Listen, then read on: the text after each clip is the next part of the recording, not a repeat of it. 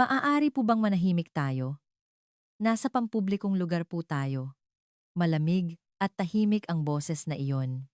Ngunit sa isang salitang iyon, tila nagyelo ang hangin sa loob ng bus. Oras ng pagpasok sa trabaho, siksikan sa bus, at nangingibabaw ang amoy ng alak. Sa likurang upuan, dalawang lalaki ang walang tigil sa pagmumura. Napakunot-noo ang tsuper na si Aling Mila, ngunit hindi niya magawang alisin ang kamay sa manibela. Ang mga pasahero, takot na nakayuko, ay nanatiling tahimik. Ngunit noon, isang babae mula sa upuang malapit sa bintana ang dahan-dahang tumayo. Ngumisi ng mapanlait si Teban. Ano to? Sino ka para utusan kami, Ale? Hindi sumagot si Isabel. Sa halip, humawak siya sa hawakan ng bus at tinitigan ito ng diretsyo. Nasa pampublikong lugar po tayo. Mahina ang kanyang boses, ngunit matatag at buo. Noon di napayuko ang isang babaeng may kalong na sanggol. Isang retiradong opisyal ng gobyerno, si Mang Lito, ang tahimik na bumulong. Kakaiba ang babaeng yan. Sa isang sulok, kumislap ang lente ng isang cellphone. Si Marco David, isang freelance journalist, ay dahan-dahang nagsimulang mag-record. Alam niya sa kanyang kutob. Ang eksenang ito, kailangang makita ng mundo. Hindi inalis ni Isabel ang kanyang tingin. Mula sa dulo ng kanyang mga daliri sa loob ng kanyang coat, kumislap ang isang metal na kuwintas. Isa itong dog tag. Pabulong na nagsalita si Teban. Ale, mukhang hindi mo kami kilala. Malamig na sumagot si Isabel. At wala akong interes na makilala kayo. Ang bus na iyon, sa araw na iyon, ay hindi na lamang isang simpleng pampublikong sasakyan. Number Vacation, Amunwan, ito'y naging isang espasyo kung saan muling nabuhay ang katarungan. Magsimula tayo. Ang inyong mga like at komento ay malaking tulong sa aming channel. Ang umagang iyon ay nagsimula tulad ng karaniwan. 70:42 ng umaga, sa terminal sa Fairview, Quezon City, pinaandar ni Aling Mila, ang tsuper, ang kanyang Metrolink bus. 20 taon na siyang veteranong tuper, ngunit sa araw na ito, hindi maganda ang kanyang pakiramdam. Sana naman maging maayos ang araw na ito, bulong niya habang hawak ang manibela. Isa-isang nagsakayan ang mga pasahero, mga estudyante, mga empleyado, at mga matatandang papunta sa palengke. Lahat sila'y mga ordinaryong taong nagsisimula ng kani-kanilang araw. Isa sa kanila, si Isabel Reyes. Suot ang isang simpleng beige na bestida at may maliit na crossbody bag. Tahimik siyang umupo sa tabi ng bintana at tumingin sa labas. Kalmado ang kanyang mukha, ngunit malalim ang kanyang mga mata. Susunod na babaan. Quezon Avenue, anunsyo mula sa speaker. Paalis na sana ang bus ng bigla. Hoy, teka lang! Kasabay ng sigaw, dalawang lalaki ang humabol at sumakay sa bus. Ang lakas ng amoy ng alak. Sinulyapan sila ni Aling Mila sa salamin, ngunit hindi siya umimik. Naglalakad ng pagewang-gewang ang dalawang lalaki papunta sa likuran. Ang isa'y mukhang nasa mid, apatis, nakakulay, abong polo, at may tattoo sa leeg. Siya si Teban, ang kasama niya'y mas bata at malabo ang mga mata. Boss, grabe ang racket natin kanina, no? Malakas na tawa ng kanyang alalay. Humalakhak si Teban. Oo nga, nakita mo ba mga mukha nila? Mga duwag, na puno ng pagmumura ang loob ng bus. Napapangiwi ang mga pasahero, ngunit walang nangahas, magsalita. Dalawang estudyante ang mas lalong isiniksik ang kanilang earphones. Isang lalaking nasa katanghaliang gulang ang mas idinikit ang dyaryo sa kanyang mukha. Ganoon din si Mang Lito. Hayaan mo na lang, baka lumaki pa ang gulo. Sabi niya sa sarili habang nakayuko, ngunit lalo pang lumakas ang boses ni Teban. Hoy, tingnan mo to. Yung kalaban natin dati, nagmamakaawa talaga. Inilabas ng alalay ang cellphone at nagplay ng video. Umalingaw-ngaw ang tunog ng video sa buong bus. Boss, idol talaga kita. Hari ng mga siga. Hindi na nakatiis si Aling Mila at nagsalita. Mamang, pupwede po bang hinaan niyo ng kaunti? Nanginginig ang kanyang boses, ngunit naglakas loob siya. Tiningnan siya ni Teba na parang nangiinsulto. Ano? Ale, magmaneho ka na lang dyan. Masyado po kayong maingay para sa pampublikong lugar. Muling nagsalita si Aling Mila, ngunit mas mahina na ang kanyang boses. Iwinasiwas ni Teban ang kanyang kamay at sumigaw. Nakakainis na ah. Magmaneho ka na sabi. Tumawa ang kanyang alalay. Hayaan mo na yan, boss. Ganyan talaga mga matatandang yan. Noon, dahan-dahang lumingon si Isabel na nakaupo sa tabi ng bintana. Nanlamig ang kanyang mga mata. Hindi pa siya napapansin ni Teban. Patuloy pa rin ito sa pag-iingay at pagmumura. Hoy, mamayang gabi, tirahin natin ulit yung malaking isda naman. Patuloy na tumakbo ang bus. Ngunit ang hangin sa loob ay lalong bumibigat. Dahan-dahang hinigpitan ni Isabel ang hawak sa strap ng kanyang bag. Ang kanyang mga matay nakatingin pa rin sa labas ng bintana. Sa sandaling iyon, may bumulong. Wala bang aawat dyan? Ngunit walang kumilos. Mas lalong yumuko si Mang Lito. Pumikit ang mga estudyante. At nangyari na nga, lumapit ang alalay ni Teban sa isang dalagang nakaupo sa harapan. Miss Ganda, pahingi naman ng number mo. Nagulat ang babae at umurong. Ah, ano po? Hindi niya matapos ang sasabihin. Tumawa si Teban. Bakit? Ayaw mo ibigay? Sa mismong sandaling iyon, dahan-dahang tumayo si Isabel sa kanyang kinauupuan. Tahimik ang kanyang kilos, ngunit matatag. Humawak siya sa handrail at naglakad papunta sa likuran. Unti-unting napunta sa kanya ang tingin ng mga pasahero. Tiningnan siya ni Aling Mila sa salamin. Si Marco David naman, ang reporter, ay walang kamalay-malay na inilabas ang kanyang cellphone. May kakaiba dito, sabi ng kanyang instinct. Tumigil si Isabel sa harap ni Teban. At sa mahinang boses, sinabi niya, maaari po bang manahimik tayo? Nasa pampublikong lugar po tayo. Mahina ang boses ni Isabel, ngunit pinatahimik nito ang lahat ng ingay sa bus. Dahan-dahang itinaas ni Teban ang kanyang ulo. Sinuri ng kanyang mga mata si Isabel mula ulo hanggang paa. Ano? Ako ba ang kinakausap mo? May halong pangungutya ang kanyang boses. Sa halip na sumagot, tinitigan siya ni Isabel ng diretsyo. Kalmado ang kanyang mukha, ngunit hindi natitinag ang kanyang mga mata. Humalakhak ang alalay ni Teban at sumingit. Miss, kilala mo ba kami? Bahagyang itinaas ni Isabel ang kanyang kilay. At wala akong interes na makilala kayo. Sa isang salitang iyon, lalong nanlamig ang hangin sa bus. Nagpigil ng hininga ang mga pasahero. Ibinaba ni Mang Lito ang kanyang dyaryo at maingat na pinanood ang sitwasyon. Matapang ang babaeng to. Pero sana okay lang siya. Nag-aalala siya. Ngunit nanatiling hindi kumikilos ang kanyang katawan. Biglang tumayo si Teban mula sa kanyang upuan. Matangkad siya at malaki ang katawan. Halos isang dangkal ang tangkad niya kay Isabel. Nagbibiro ka ba, Ale? Humakbang siya palapit. Hindi man lang gumalaw si Isabel. Sa halip, lalo niyang pinatalim ang kanyang tingin. Hindi ako nagbibiro, may mga bata dito, at naiistorbo ninyo ang ibang pasahero. Pakiusap, manahimik kayo. Mahina pa rin ang kanyang boses, ngunit mariin. Ngumisi si Teban. Mga bata? Naiistorbo? Ganyan talaga ang mundo, Ale. Magulo. Itinaas niya ang kanyang kamay para itulak ang balikat ni Isabel. Sa sandaling iyon, kumilos ang kamay ni Isabel na parang kidlat. Eksakto niyang nahawakan ang pulso ni Teban. Aray, mahinang daing ni Teban. May bigat at lakas ang pagkakahawak ni Isabel. Bitiwan mo ang kamay mo! Bitiwan mo ang kamay mo. Malamig ang kanyang boses. Napangiwi si Teban.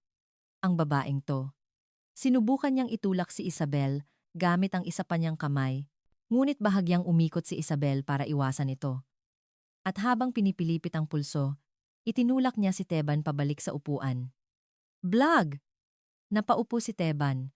Nagulat ang kanyang alalay at biglang tumayo. Boss! Itinaas niya ang kanyang kamao at sumugod kay Isabel. Nagsigawan ang mga pasahero. Delikado yan. Ngunit kalmado si Isabel. Habang papalapit ang kamao ng alalay, humakbang siya ng isang beses patagilid. At habang nakahawak sa handrail, Bahagyan niyang sinipa ang binti ng alalay. Ah! Bumagsak ang alalay sa sahig. Ang lahat ng ito ay nangyari sa loob lamang ng 7 segundo. Isang nakabibinging katahimikan ang bumalot sa bus. Tiningnan ni Aling Mila ang likuran sa salamin at bumulong. Sino kaya ang babaeng yon? Mahigpit na hinawakan ni Marco David ang kanyang cellphone at ipinagpatuloy ang pag-record. Nanginginig ang kanyang kamay, ngunit hindi inalis ng lente ang tingin kay Isabel. Hindi ito ordinaryong tao. Gumana ang kanyang instinct bilang journalist. Dahan-dahang tumayo si Teban mula sa upuan. Namumula ang kanyang mukha. Ang babaeng to, talaga. Akma siyang susugod muli nang may inilabas si Isabel mula sa bulsa ng kanyang coat. Isang manipis na metal na kuwintas. Ang kanyang dog tag.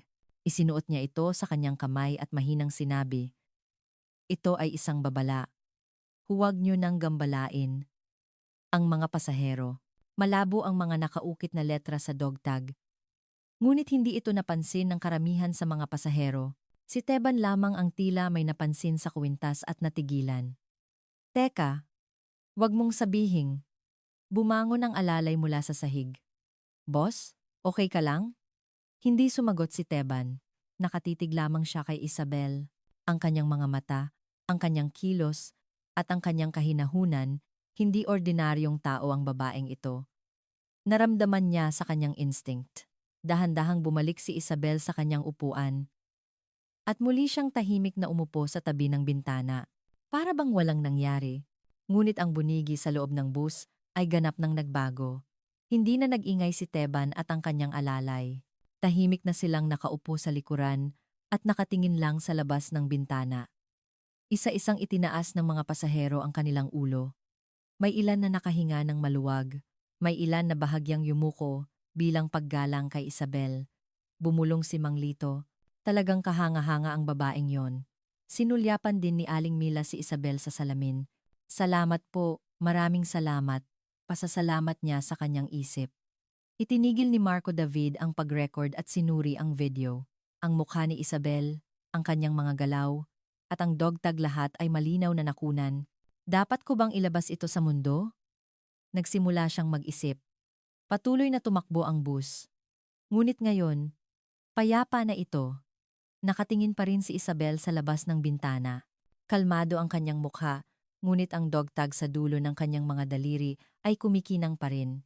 Huminto ang bus sa susunod na istasyon at nagmamadaling bumaba si Teban at ang kanyang alalay.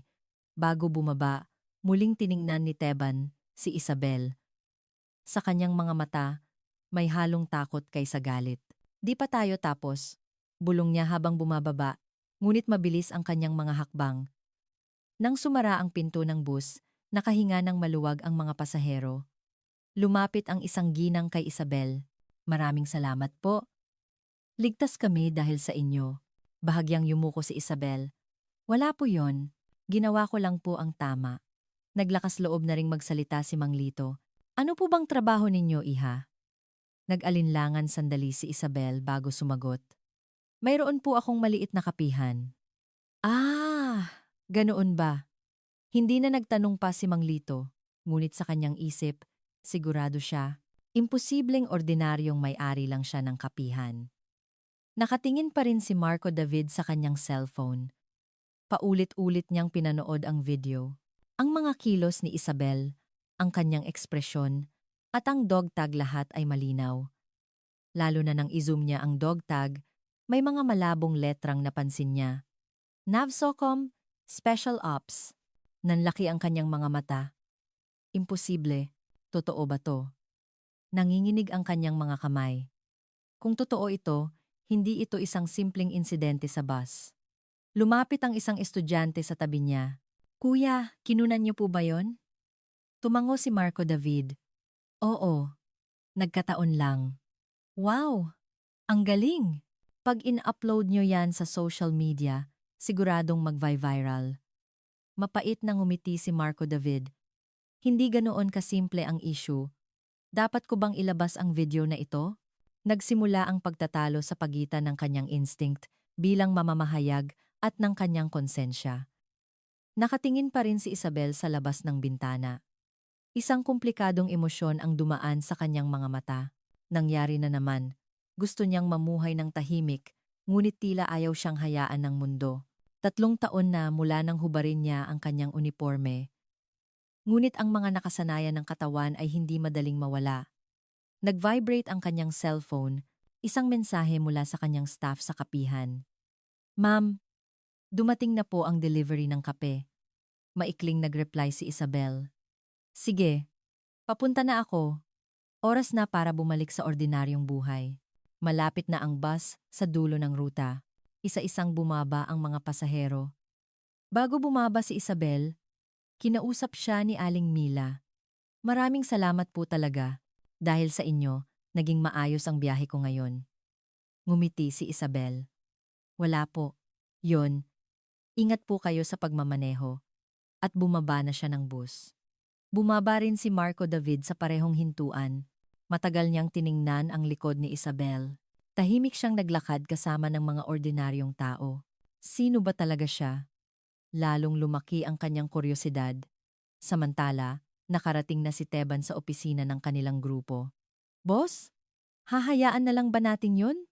Tanong ng kanyang alalay. Sumindi ng sigarilyo si Teban at tumingin sa labas ng bintana. Sa ngayon, oo. Ngunit sa kanyang mga mata, may kumikislot. Nasaktan ang kanyang ego at nag-iipon ang kanyang galit. Humanda ka, babae ka. Naitanim na ang binhi ng paghihiganti. Sa parehong oras, nakaupo si Marco David sa kanyang workspace at muling pinapanood ang video. Paulit-ulit niyang ni-zoom ang dog tag. NAVSOCOM Special Ops 10, Coronel Isabel Reyes. Nakita na niya pati ang pangalan, bumilis ang tibok ng kanyang puso. Ito'y isang malaking kwento. Nagsimula siyang mag-type sa keyboard. Magsimula muna sa investigasyon. Muling nag-alab ang kanyang instinct bilang mamamahayag. Naglakad si Isabel sa isang eskinita at dumating sa isang maliit na kapihan. Sa signboard, nakasulat ang pangalang Kanlungan, Kape. Isang masayang ngiti ang sumalubong sa kanya mula sa staff. Ma'am, andito na po kayo. Oo, hindi ba naging abala ngayon? Okay lang naman po. Isinuot ni Isabel ang kanyang apron at pumasok sa loob. Ang mainit na amoy ng kape ay pumuno sa lugar. Ilang customer ang tahimik na nagbabasa o nagtatype sa kanilang laptop. Isang payapang araw-araw na buhay. Ngunit alam ni Isabel, hindi niya alam kung hanggang kailan magtatagal ang kapayapaang ito. Tumayo siya sa harap ng espresso machine, sanay ang kanyang mga kamay at kalmado ang kanyang mukha. Ngunit ang dog tag sa dulo ng kanyang mga daliri ay kasama pa rin niya habang papalubog ang araw. Ngunit ang kwento ay nagsisimula pa lamang. Nang gabing iyon, puno ng search history ang cellphone ni Marco David. Babaeng sundalo, NAVSOCOM, Isabel Reyes Teniente Coronel, retiradong sundalo. Isa-isang nabubuo ang puzzle at nagpasya siya. Ang kwentong ito, kailangang malaman ng mundo. Kinabukasan, gaya ng dati, binuksan ni Isabel ang pinto ng kapihan at nagsimulang maggiling ng kape. Umusbong ang singaw mula sa espresso machine at pinuno ng mainit na amoy ng kape ang lugar, hudyat ng pagsisimula ng araw. Tila normal ang takbo ng buhay, ngunit hindi niya alam. Ang video na kinunan sa bus kahapon ay kumakalat na sa buong mundo. Si Marco David, pagkatapos ng magdamag na pag-iisip, ay gumawa ng desisyon. 5:00 ng umaga, gamit ang nanginginig na kamay, in-upload niya ang video sa kanyang social media account. Simple ngunit malakas ang pamagat, ang katarungan ng isang babae, sinupil ang mga siga sa bus. Mabilis na kumalat ang video. Ang views ay umabot ng 1,000, 10,000, hanggang sa 100,000. Sumabog ang comment section. Wow, ang galing. Sino kaya si ate? Tingnan nyo, yung mukha ng mga siga talagang nakakatuwa. Ngunit may ilang komento na matalim. Pero di ba karahasan pa rin yan? Parang self-defense na sobra. Patuloy na kumalat ang video at kumilos na rin ang media. 9:00 ng umaga, isang mukhang ordinaryong lalaki na nasa 30s ang pumasok sa kapihan ni Isabel. Isang Amerikano po, yung mainit. Ngumiti si Isabel, kinuha ang order, at nagsimulang magtimpla. Umupo ang lalaki sa isang sulok at inilabas ang kanyang cellphone. Sa screen, malinaw ang imahe ni Isabel na pinapatumba si Teban sa bus. Tumiim ang tingin ng lalaki, maingat na inilibot ang paningin sa kapihan at kumuha ng litrato at nag-text sa isang tao. Boss, nahanap ko na. Isesend ko ang location. Alalay ni Teban. Sa parehong oras, hawak-hawak ni Teban ang kanyang cellphone sa opisina ng grupo at pinapanood ang video. Ang views ay umabot na ng 500,000. Ang babaeng to, ang lakas ng loob. Inihagis niya ang cellphone sa pader. Nabiyak ang screen, ngunit hindi humupa ang kanyang galit. Maingat na nagtanong ang isang alalay. Boss, anong plano natin? Humithit ng malalim si Teban sa kanyang sigarilyo at tumingin sa labas. Kailangan nating tapusin ang babaeng yan. Sakto, dumating ang text. Mensahe mula sa kanyang alalay. Kasama ang lokasyon. Isang malamig na ngiti. Ang sumilay sa labi ni Teban. Magaling. Sa wakas, nahanap din. Hoy, tawagin niyo ang mga bata. Tatapusin natin to ngayon. Sabay-sabay na kumilos ang kanyang mga tauhan. Samantala, naglalakad si Marco David papunta sa kapihan. Nagsisisi siya, kailangan kong humingi ng tawad kay Isabel. In-upload ko yon ng walang paalam. Ngunit huli na ang lahat. Kumalat na ang video. Binilisan niya ang kanyang lakad. 11:00 ng umaga, abala ang kapihan sa paghahanda para sa tanghalian. Kalmado pa rin si Isabel habang naghahain ng kape sa mga customer. Noon, bumukas ang pinto at pumasok si Marco David. Ma'am, pwede po ba tayong mag-usap sandali? Itinaas ni Isabel ang kanyang ulo. Nakilala siya ni Marco, ngunit hindi siya naaalala ni Isabel. Bakit po? Inilabas ni Marco ang kanyang cellphone gamit ang nanginginig na kamay at ipinakita ang video. Biglang nanigas ang ekspresyon ni Isabel. Ano to? Sorry po. Ako po ang kumuha ng video na yan sa bus kahapon at na-upload ko po. Nanlamig ang mga mata ni Isabel. Nang walang pahintulot ko, sorry po talaga, pero naisip ko pong dapat malaman ng mga tao. Bumuntong hininga ng malalim si Isabel at tumingin sa labas. Ginoo, gusto ko lang pong mamuhay ng tahimik. Ngunit huli na. Sa labas ng kapihan, isang itim na sasakyan ang huminto. Bumaba si Teban at 3 niyang alalay. Dahan-dahan silang naglakad papunta sa kapihan. Nang makita sila ni Isabel sa labas, tumalim ang kanyang tingin. Ginoo, umalis na po kayo ngayon din, ha? Bakit po? Bilis! Mahina ngunit mariin ang kanyang boses. Napatingin si Marco sa labas at natigilan. Ang grupo ni Teban ay nasa tapat na ng pinto ng kapihan. Sila yung. Tinanggal ni Isabel ang kanyang apron at sinabi sa mga customer. Pasensya na po, pero maaari po bang lumabas muna kayo sandali? Magbubukas po kami ulit mamaya. Naramdaman ng mga customer ang tensyon at nagmadaling lumabas. Naiwan sa kapihan sina Isabel at Marco. Bumukas ang pinto. May ngisi sa mukha ni Teban nang pumasok. Nagkita rin tayo ulit, Ale. Kalmadong sumagot si Isabel. Anong kailangan nyo? Pumasok si Teban kasama ang kanyang mga tauhan sa loob ng kapihan. Anong kailangan? Nandito kami dahil sa nangyari kahapon. Ang kapihan na to, sarado na simula ngayon. Inilabas ni Marco ang kanyang cellphone gamit ang nanginginig na kamay. Pinindot niya ang record button. Mahinang nagsalita si Isabel. Nasa oras kami ng negosyo, kaya't umalis na po kayo. Humakbang palapit si Teban at nagbanta. Negosyo? Simula ngayon, wala ka ng negosyo.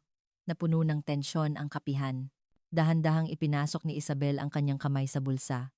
Habang hinihimas ang kanyang dog tag, nagsimula siyang huminga ng malalim at mahinahon. Dahan-dahang inilibot ni Teban ang tingin sa kapihan na may mapanuyang ngiti. Sumunod ang kanyang mga tauhan sa likod niya at hinarangan ang labasan. Biglang bumigat ang kapaligiran. Nanatiling kalmado si Isabel, ngunit nanlalamig na ang kanyang mga mata. Huli ko na pong sasabihin, umalis na kayo. Ngumisi si Teban. Ale, hindi ka pa rin ba nadadala? Alam mo ba kung nasaan ka? Sinipa niya ang isang mesa. Tumumba ang upuan at gumawa ng malakas na ingay. Umatras si Marco habang mahigpit na hawak ang cellphone. Patuloy ang pag-record. Humakbang pasulong si Isabel. Sinira ninyo ang gamit. Maliwanag na paninira yan ng ari-arian. Mahina ngunit matatag ang kanyang boses.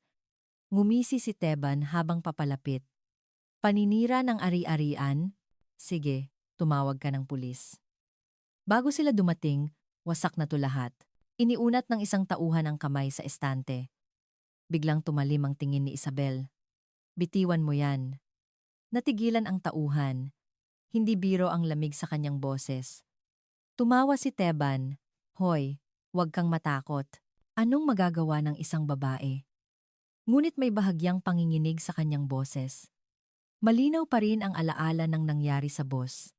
Dahan-dahang tinanggal ni Isabel ang kanyang apron at isinabit sa upuan. At mula sa kanyang bulsa, inilabas niya ang kanyang dog tag at ipinalibot sa kanyang kamay. Bahagyang kumislap ang metal. Natigilan sandali si Teban nang makita ito. Teka, tanong ng alalay. Boss, ano yan? Manahimik ka. Tumalim ang boses ni Teban. Kalmadong nagsalita si Isabel. Kung aalis kayo ngayon, hindi ko kayo isusumbong sa pulis. Para maibalik ang kanyang amor propyo, sumigaw si Teban. Ano? Isusumbong? Hoy! Mga bata, turuan niyo ng leksyon yang babaeng yan. Sabay na sumugod ang dalawang tauhan kay Isabel. Sumigaw si Marco. Ingat! Ngunit kalmado si Isabel. Nang sumuntok ang unang tauhan, bahagya siyang umikot para iwasan ito. At hinawakan niya ang pulso nito, pinilipit at ibinagsak sa sahig. Aray! Napaluhod ang tauhan.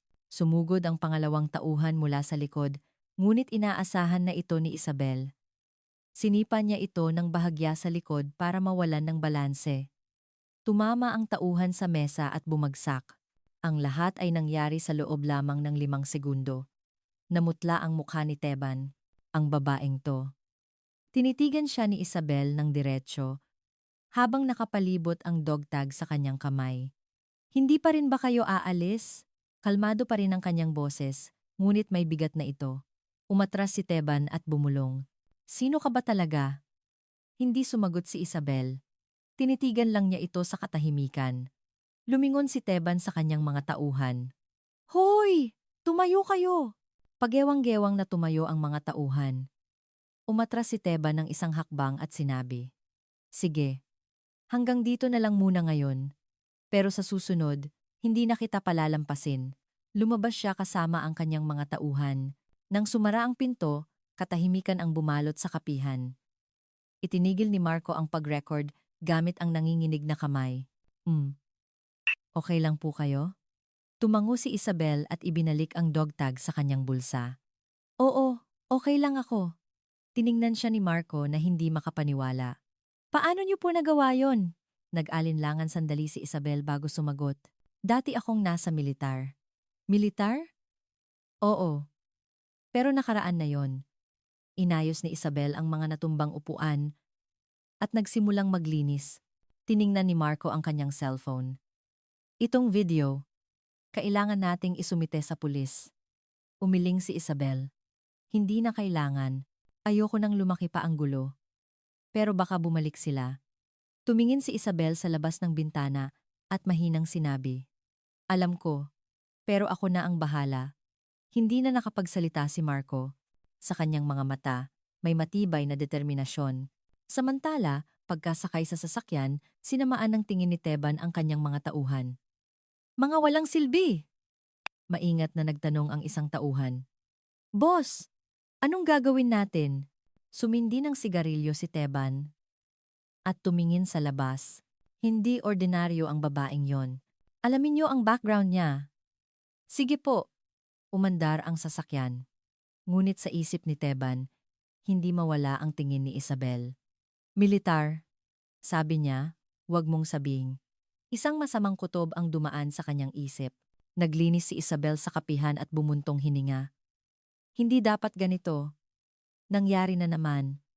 Ang payapang buhay na kanyang inaasam ay muling nagulo.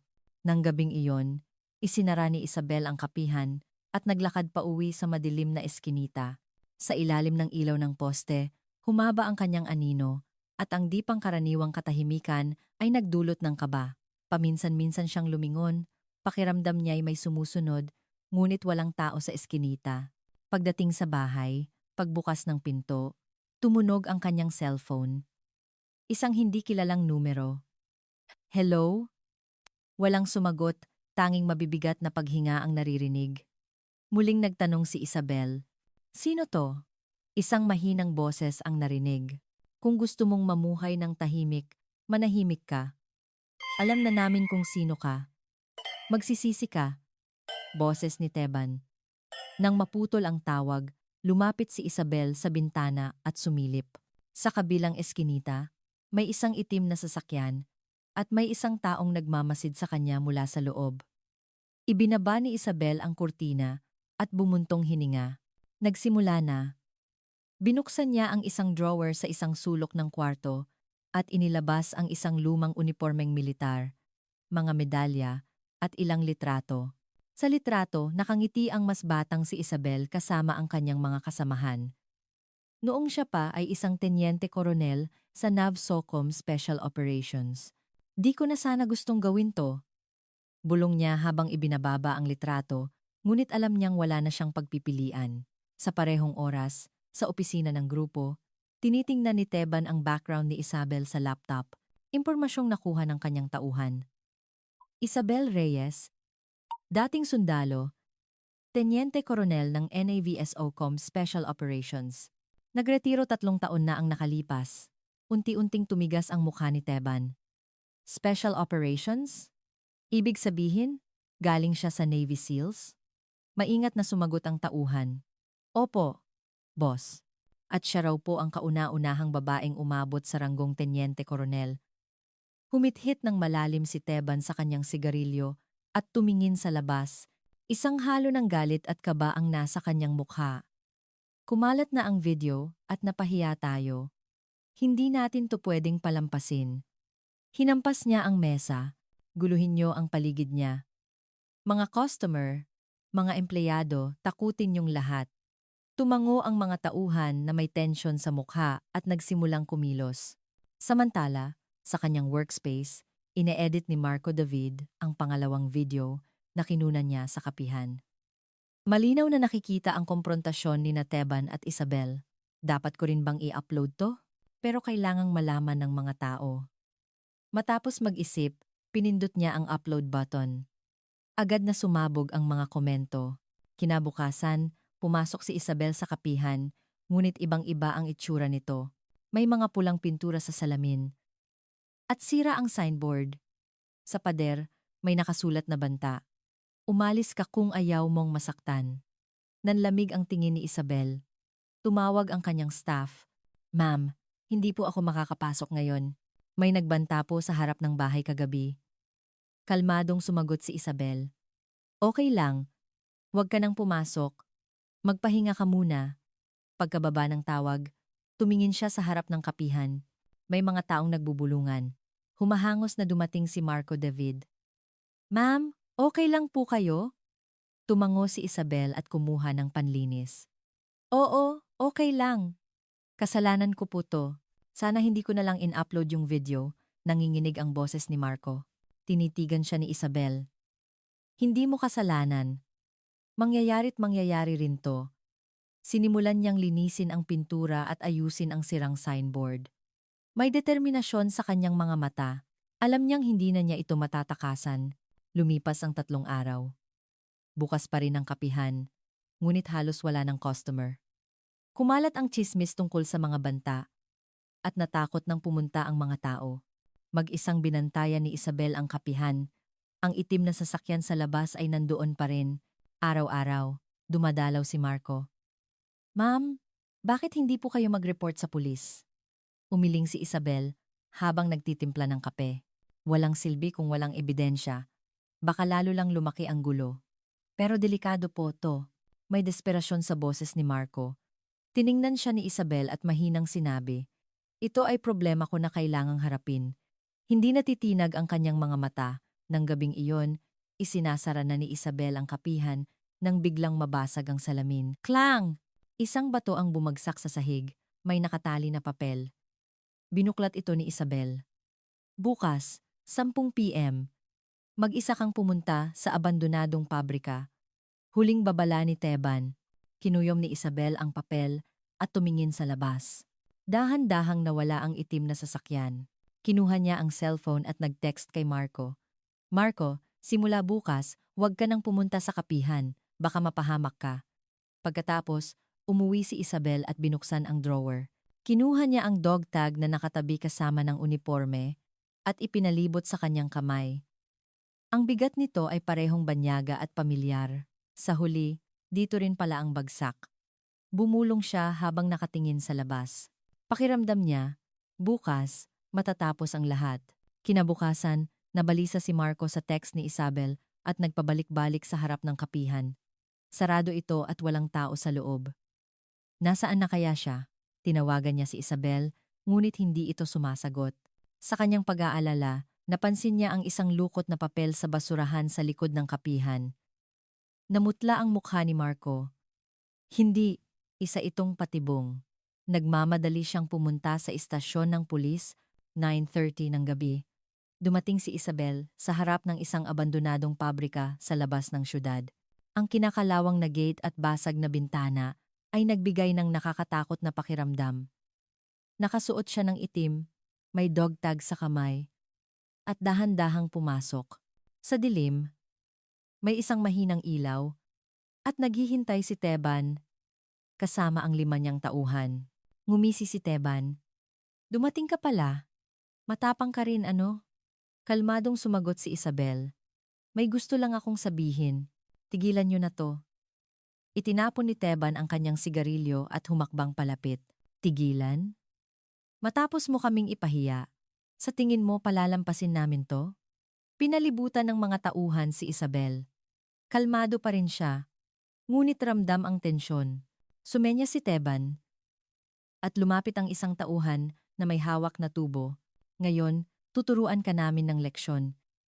Mas hinigpitan ni Isabel ang hawak sa dog tag at mahinang sinabi, magsisisi kayo. Noon, iwinasiwas ng tauhan ang tubo. Mabilis na yumuko si Isabel para iwasan ito at sinipa ang binti ng tauhan. Nang bumagsak ito, sabay-sabay na sumugod ang iba. Ngunit eksakto ang mga galaw ni Isabel. Pinilipit niya ang braso ng isa at hinawakan ang pulso ng isa pa at ibinagsak sa sahig. Ang mga kasanayang itinago niya sa loob ng 3 taon ay muling nabuhay. Gulat na umatras si Teban.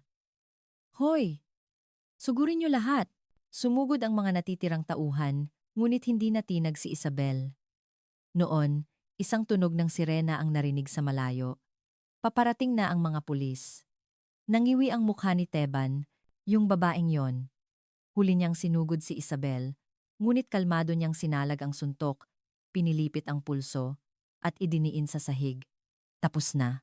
Malamig na sinabi ni Isabel, ang ilaw mula sa mga sasakyan ng pulis ay nagliwanag sa loob ng pabrika, at si Marco David, kasama ang mga pulis, ay pumasok.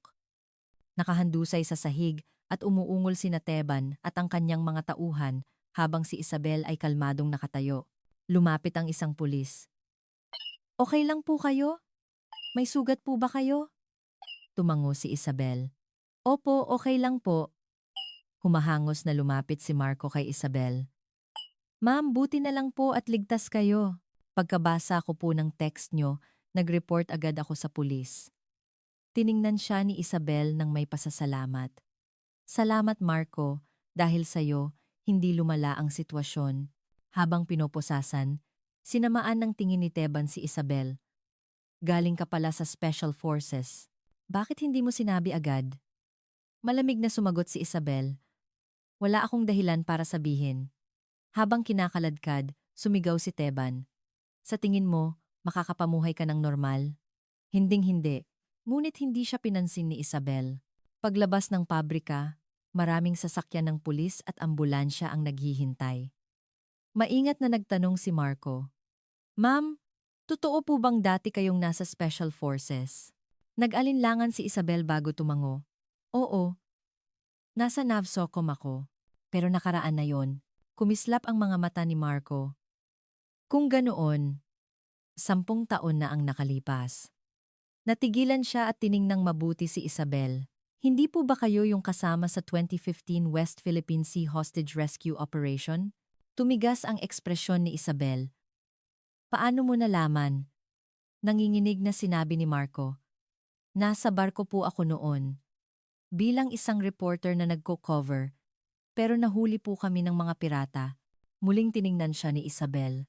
Naalala niya, 10 taon na ang nakalipas. Ang una niyang malaking operasyon. 12 bihag ang nailigtas, at isa doon ay isang batang reporter. Yung reporter, si Marco David, lumuluha na tumango si Marco. Opo, ako nga po yun. Kayo po ang nagligtas sa akin noon. Pagkatapos ng 10 taon, ngayon ko lang po kayo nakilala. Bahagyang ngumiti si Isabel. Matagal na rin pala. Nagkatinginan sila ng walang imik. Isang sandali kung saan nagtagpo ang nakaraan at kasalukuyan. Matapos magbigay ng testimonya sa istasyon ng pulis, lumabas si Isabel, lagpas na ng 1:00 ng umaga, ngunit naghihintay pa rin si Marco. Ma'am, ihahatid ko na po kayo. Okay lang, kaya ko nang umuwi. Hindi po. Ngayon, kailangan ko po kayong ihatid. Dahil sa pagpupumilit ni Marco, pumayag si Isabel. Sa loob ng sasakyan, maingat na nagtanong si Marco, Ma'am, bakit po kayo umalis sa militar? Tumingin si Isabel sa labas at dahan-dahang sumagot. Napagod na ako. Mahirap ang buhay na laging nakikipaglaban. Kaya gusto kong mamuhay ng normal. Pero sa huli, nakipaglaban pa rin po kayo. Oo nga, tila ayaw akong hayaan ng mundo. May lungkot sa boses ni Isabel. Pagdating sa harap ng bahay, nagsalita si Marco. Ma'am, may video po ako ng nangyari. Naka-record po ako bago dumating ang mga pulis. Nagulat si Isabel at tiningnan siya. Bakit? Para may ebidensya po. Pero huwag po kayong mag-alala. Hindi ko po ito i-upload ng walang pahintulot ninyo. Nag-isip sandali si Isabel. I-upload mo. Po? Sigurado po kayo? Oo. Gusto ko nang tapusin to ng maayos. Pagod na akong magtago. Seryosong tumango si Marco. Sige po. Ipaparating ko ng maayos ang katapangan ninyo. Kinabukasan, in-upload ang video. Simple ngunit malakas ang pamagat. Dating NAV SOCOM 10. Koronel, hinarap ang mga siga sa huling pagkakataon.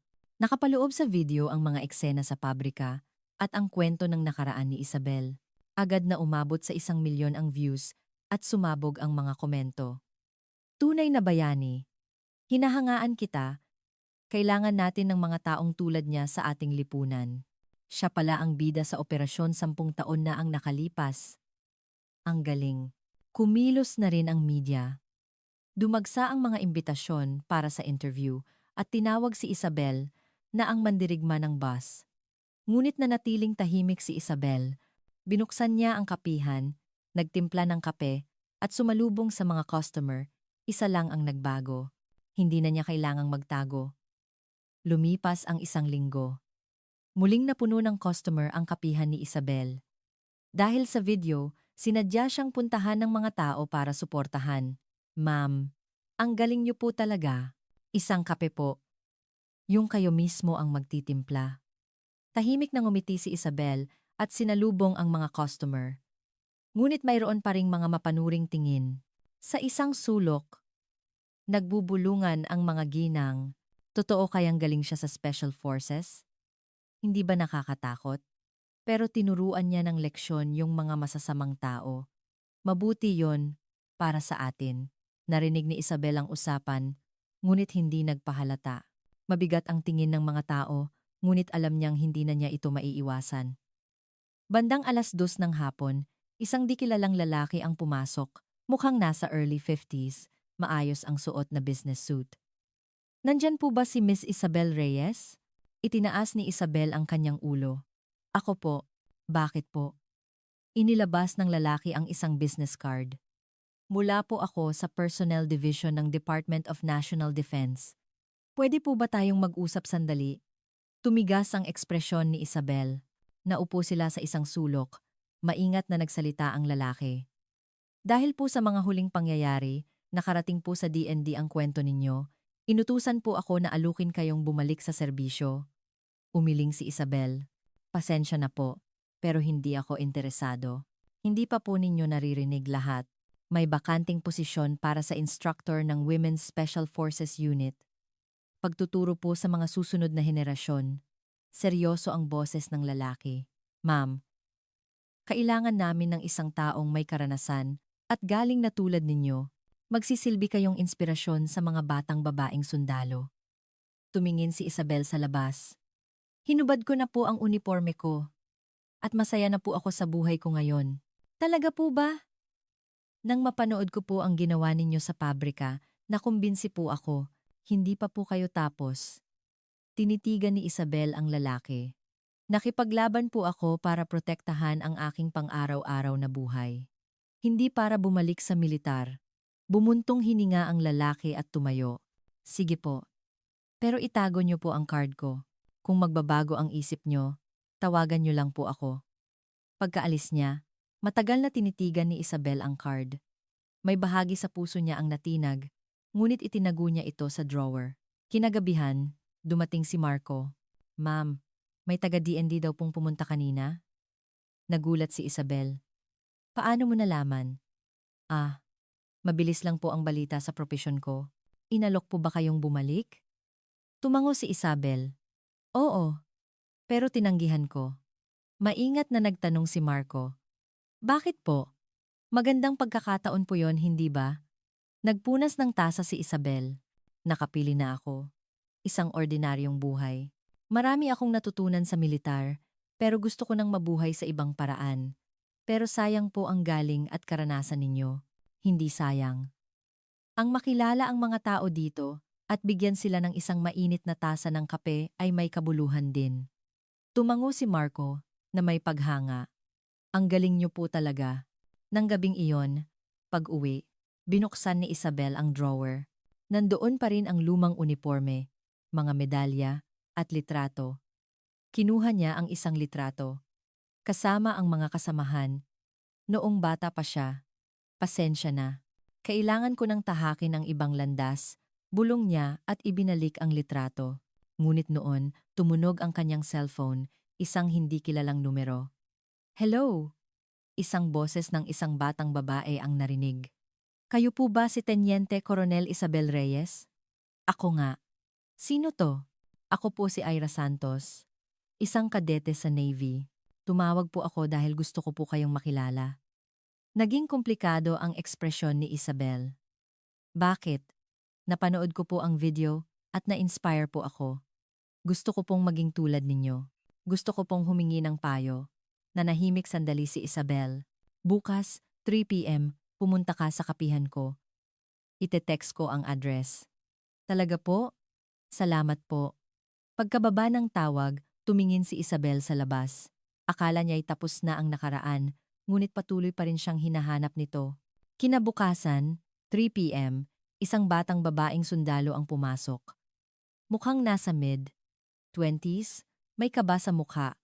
Ngumiti si Isabel mula sa counter. Ira Santos, tama? Dito ka. Maingat na lumapit si Ira at sumaludo. Magandang hapon po, Ma'am Isabel, isang karangalan po na makilala kayo. Inalok siya ni Isabel ng upuan at kape. Umupo ka ng komportable. Nag-usap sila habang umiinom ng kape. Ma'am, marami po akong natutunan sa video. Gusto ko rin pong pumasok sa Special Forces, pero lagi po akong bagsak. Tahimik siyang tiningnan ni Isabel. Bakit mo gustong pumasok sa Special Forces? Nag-alinlangan si Eira. May panahon po na mahina ako. Binubuli po ako noong high school at walang tumulong sa akin. Noon po ako nagpasya. Gusto kong lumakas. Lumambot ang tingin ni Isabel. Kung pagiging malakas ang layunin mo, baka hindi Special Forces ang sagot. Nagulat si Ira. Ano po ang sagot? Humigop ng kape si Isabel. Ang tunay na lakas ay hindi galing sa puwersa. Galing ito sa pusong handang protektahan ang mga mahihina. Pero naging bahagi po kayo ng Special Forces. Tama. Kaya alam ko, ang natutunan ko doon ay hindi lang teknik, kundi responsibilidad. Malakas ako dahil kailangan kong protektahan ang iba. Tumango si Ira. Seryoso siyang nakikinig. Ira, ang Special Forces ay isang paraan, hindi layunin. Ang mahalaga ay alam mo kung bakit mo gustong lumakas. Kung ganoon po, bakit po kayo umalis sa militar? Napagod ako.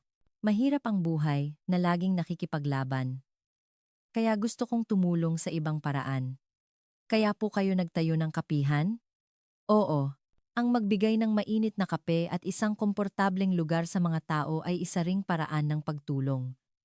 Tiningnan siya ni Ira na may paghanga. Ang galing niyo po talaga.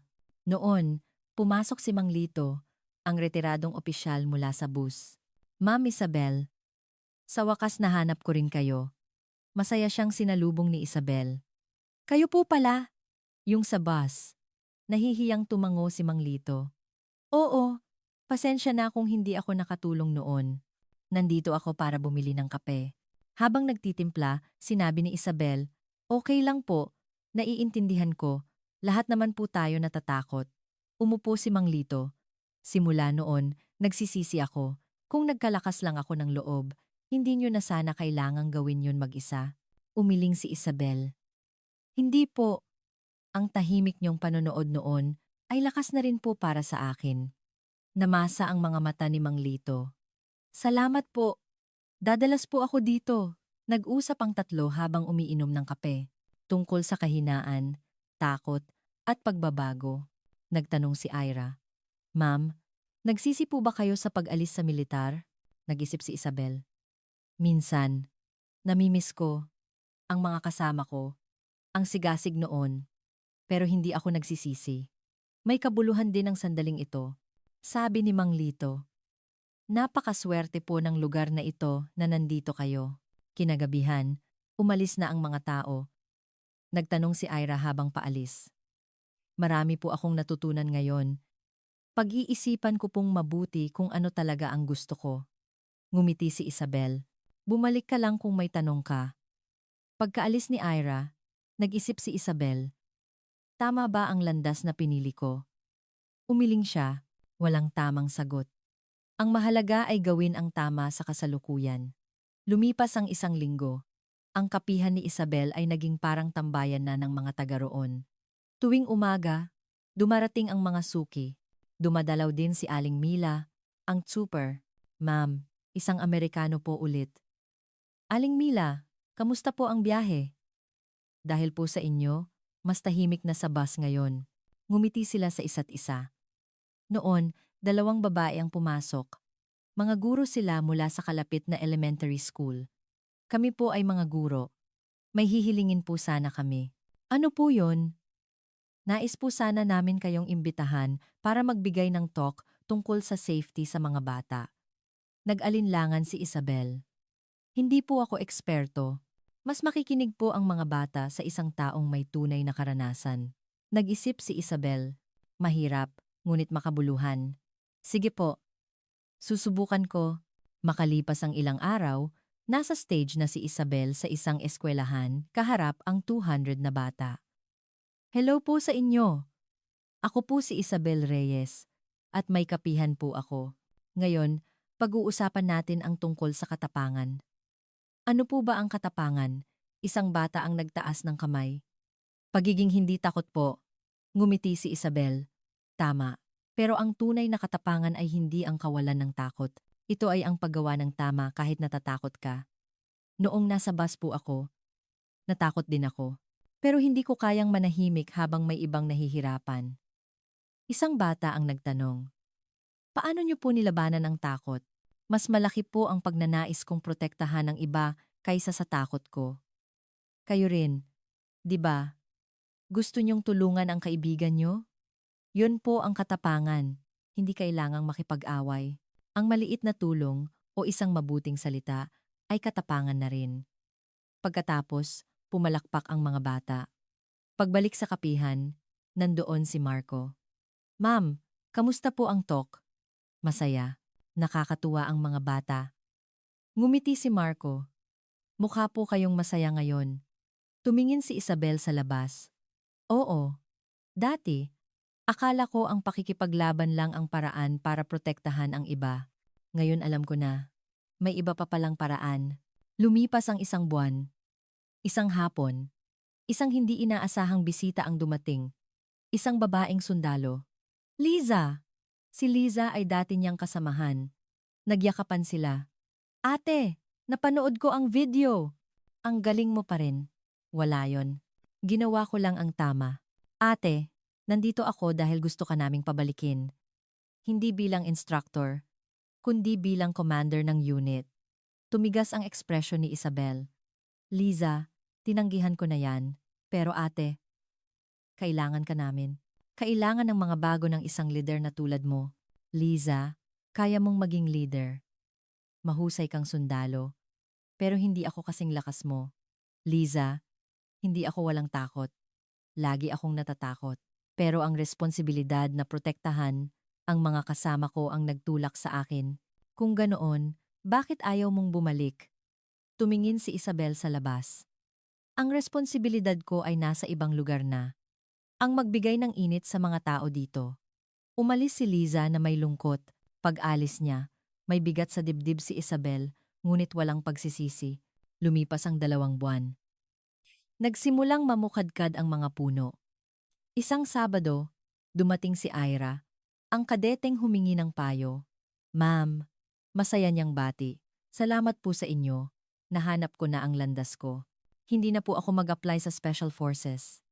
Sa halip, magiging military counselor po ako. Uminit ang tingin ni Isabel. Magandang desisyon yan. Mas bagay sa'yo. Dumating si Mang Lito. Ma'am, magsisimula na po akong mag-volunteer sa barangay hall. Nakuha ko po ang lakas ng loob sa inyo. Dumating din si Aling Mila. Ma'am, kanina sa bus, may isang estudyanteng nagbigay ng upuan sa isang lola.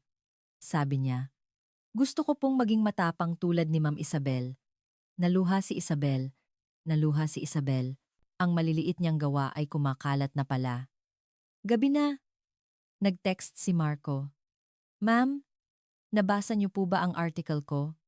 Binuksan ni Isabel ang link. Ang pamagat, mula mandirigma ng bus, naging mentor ng komunidad.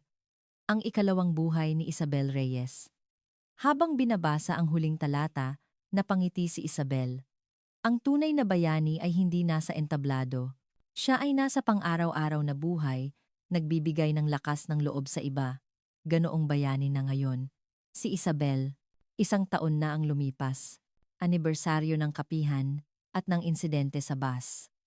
Nagtipon sina Aling Mila, Mang Lito, Marco, at Ira para magdiwang.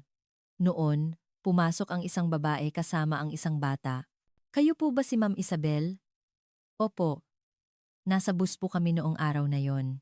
Pinrotektahan niyo po kami. Yumuko ang bata. Salamat po, tita. Ngumiti si Isabel. Walang anuman. Butit ligtas kayo. Nagtanong si Marco. Ma'am, sa loob ng 1 taon, nagsisi po ba kayo? Tumingin si Isabel sa labas. Minsan, namimiss ko ang nakaraan. Pero wala akong pinagsisisihan. Ang sandaling ito ang pinakamahalaga sa akin. Sabi ni Aling Mila. Binigyan niyo po kami lahat ng lakas ng loob. Idinagdag ni Mang Lito. Nagbago po ako. Dahil sa inyo, sabi ni Ira. Gusto ko pong maging tulad ninyo. Tiningnan sila ni Isabel. Ang tunay na katapangan ay hindi malaki. Ang pag-abot ng kamay sa iba ay katapangan na. Matatapang na kayong lahat. Habang pauwi, tumingala si Isabel sa langit. Kumikinang ang mga bituin. Napangiti siya. Ito pala ang landas ko. Hindi natapos ang laban. Nagbago lang ang paraan. Ang magbigay ng init sa pang-araw-araw na buhay. Iyon ang bagong laban na pinili ni Isabel Reyes at ito'y isang paglalakbay na magpapatuloy. Nalaman ng lahat sa araw na iyon na ang nagpapabago sa mundo ay hindi malaking kapangyarihan kundi maliit na katapangan. Ito ang inyong Gamdong Giyak Channel.